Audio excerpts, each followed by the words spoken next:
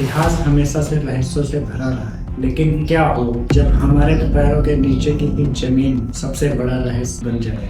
जरा सोचिए, ग्रीनलैंड दुनिया का सबसे बड़ा महाद्वीप है जो आकार में बहुत विशाल है। अफसोस, लेकिन इसको हम महाद्वीप नहीं मानते। वहीं दूसरी तरफ ऑस्ट्रेलिया है जिसे एक महाद्वीप का दर्जा मिला है। आखिर ऐसा क्यों? एक जमीन के टुकड़े को महाद्वीप बनने के लिए किन किन शर्तों को पूरा करना पड़ता है? यहीं से शुरू होती है जीलैंडिया की असली मिस्ट्री। दशकों तक वैज्ञानिक इस उलझन में थे कि न्यूजीलैंड के आसपास का हिस्सा सिर्फ कुछ द्वीप है या कुछ और।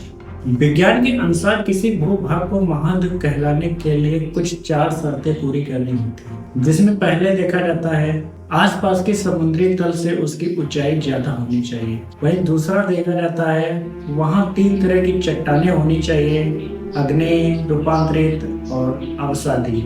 तीसरी शर्त होती है उसकी सीमाएं बिल्कुल स्पष्ट होनी चाहिए। और चौथी शर्त है सबसे जरूरी, वहाँ की महाद्वीपीय क्रास्ट सामान्य समुद्री क्रास्ट से ज्यादा मोटी होनी चाहिए। और जब 2017 में वैज्ञानिकों ने डीप डाइव रिसर्च की तो उन्होंने पाया कि प्रशांत महासागर की गहराइयों में डूबा हुआ जीलैंडिया इन चारों शर्तों को 100% पूरी करता है। अब सबसे बड़ा वैज्ञानिक सवाल यह है कि अगर यह सबसे बड़ा महाद्वीप था तो यह डूबा क्यों?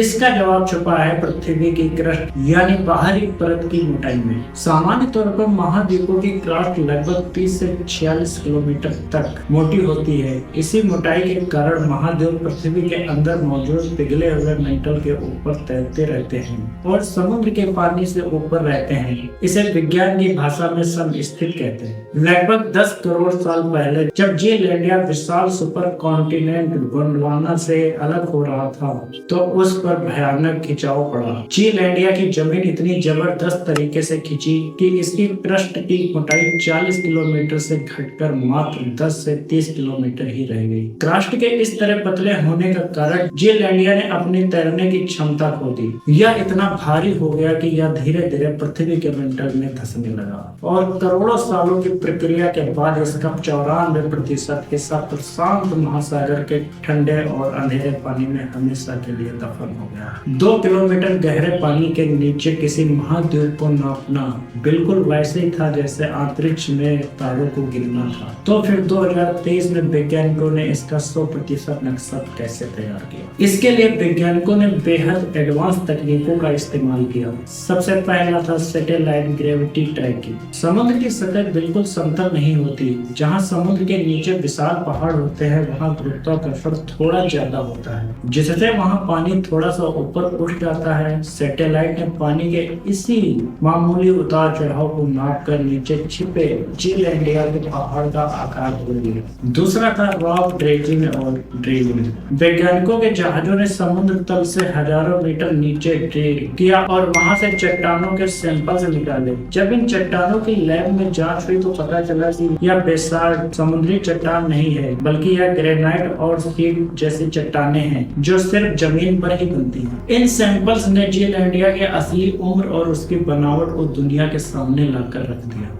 वैज्ञानिकों के हाथ एक और ऐसा सबूत लगा जिसने इतिहास के पन्नों को हिलाकर रख दिया। वो था जीवाश्म। जब रिसर्चर्स ने समुद्र की गहराइयों में मिट्टी और चट्टानों के कोर निकाले तो उन्हें उसमें जमीन पर उगने वाले पौधों के पराग और बीजाड़ मिले।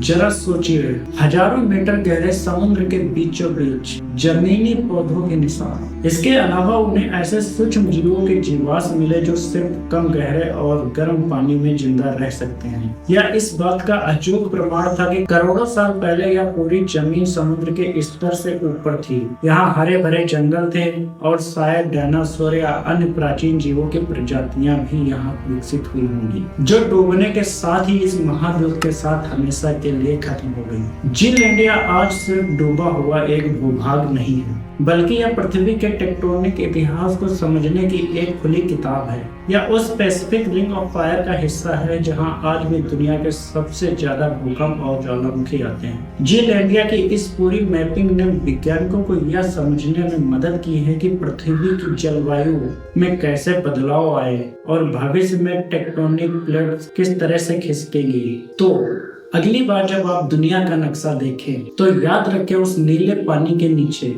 एक पूरा का पूरा महाद्वीप खामोशी से सोया हुआ है। एक ऐसा महाद्वीप जिसने हमें यह सिखाया कि हमारी पृथ्वी आज भी ना जाने कितने गहरे से गहरे रहस्य अपने में छुपाए बैठी है। आपको क्या लगता है भविष्य में कभी ग्रीनलैंड या समुद्र की सतह के ऊपर आ पाएगा? अपने विचार कमेंट्स में जरूर बताएं। अगर आपको आज की यह डीप डाइव डॉक्यूमेंट्री पसंद आई हो तो हमारे चैनल को सब्सक्राइब कर ले, वीडियो को लाइक कर ले। मिलते हैं किसी अगले इतिहास के साथ, तब तक के लिए बाय बाय।